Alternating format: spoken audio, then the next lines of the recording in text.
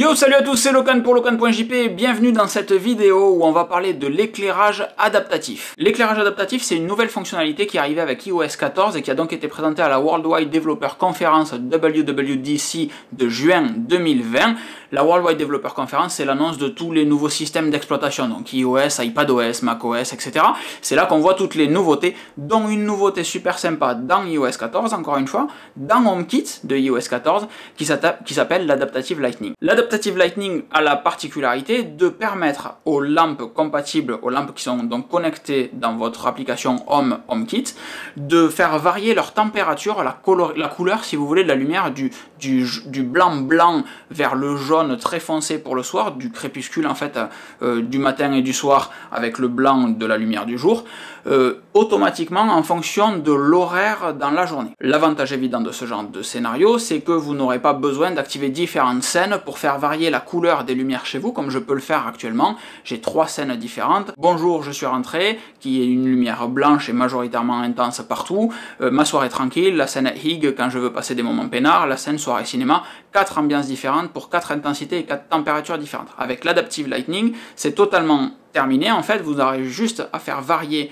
l'intensité lumineuse, mais la température, la colorimétrie, si vous préférez, va varier toute seule. L'éclairage adaptatif respecte donc le rythme de vos journées, que ce soit le matin, le midi ou le soir, même si, en fait, on peut ne pas vouloir que certaines lumières changent automatiquement de teinte. C'est le cas, par exemple, de ma lumière de bureau, que j'active dans la scène « Je travaille », je veux qu'elle soit blanche et lumineuse, parce qu'elle me permet de rester concentré.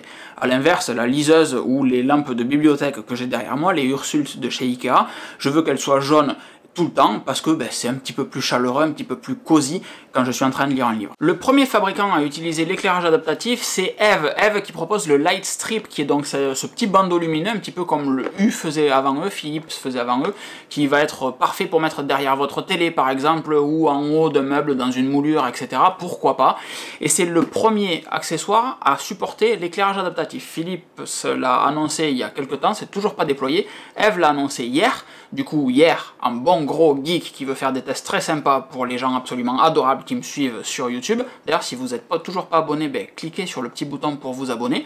J'ai commandé un Eve Light Strip afin de vous faire le test aujourd'hui. Si ça c'est pas de l'amour, je vous laisse mettre un petit pouce parce que vraiment, ça vaut le détour. Je connaissais pas ce produit pour être très honnête avec vous, et si l'immense majorité des lumières connectées ont besoin d'un pont pour se connecter à votre réseau local, le pont en fait sert à permettre à la lumière de se connecter à votre réseau Wi-Fi ou votre réseau câblé, mais le Eve Light Strip lui se connecte directement en Wi-Fi via l'application Eve, et ça c'est super pratique parce que vous avez rien d'autre à installer que le Light Strip lui-même. Le Light Strip, comme l'équivalent chez You, peut être rallongé, c'est un bandeau qui fait 2 mètres de longueur, il peut être rallongé jusqu'à 10 mètres, vous pouvez chaîner donc 5 light strips entre eux, et vous pouvez également le couper s'il est trop long, littéralement avec des ciseaux, c'est-à-dire que s'il est trop long, si votre meuble fait 1m60, et bien vous pouvez couper le light strip à la bonne dimension. C'est également un bandeau qui éclaire 1800 lumens, ce qui est vraiment quand même pas mal en termes de lumens. Les ampoules que j'ai derrière par exemple, elles font entre 600 et 1200 lumens, donc c'est vraiment bien. Mais c'est un bandeau, c'est étendu quand même aussi. Si vous l'installez comme ça a été mon cas, vous recevrez automatiquement une proposition de mise à jour pour ajouter le nouveau firmware sur le Light Strip qui va ensuite être reconnu dans l'application maison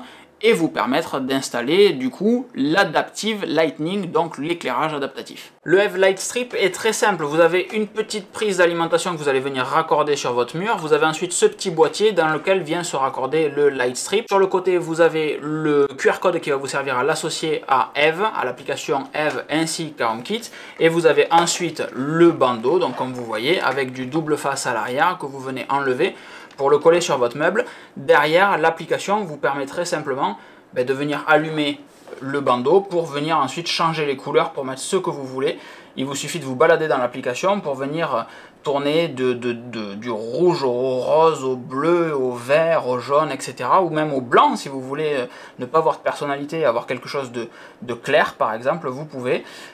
Et enfin, le bouton en haut à gauche qui vous permet là de pouvoir avoir l'Adaptive Lighting, l'éclairage adaptatif. L'éclairage adaptatif HomeKit ne pourra être réellement jugé sur sa pertinence que lorsque la majorité de vos lumières géreront l'éclairage adaptatif. Il est évidemment très agréable que votre ambiance évolue en fonction de la lumière extérieure, en fonction du cycle du soleil, surtout en cette période de changement d'horaire avec le soleil qui se couche beaucoup plus tôt, qui se lève également beaucoup plus tôt. Reste pourtant la problématique de l'intensité lumineuse, et c'est compréhensible, qu'il faudra toujours gérer de manière manuelle, soit via des scènes, donc les scènes que j'ai actuellement pourront juste migrer sur de l'éclairage adaptatif, mais l'intensité lumineuse restera configurée dans les scènes, ou avec une peut-être prochaine mise à jour d'iOS 14, iOS 15 du coup, qui permettrait de régler l'intensité. Mais est-ce qu'on veut vraiment régler l'intensité de toutes nos lumières automatiquement?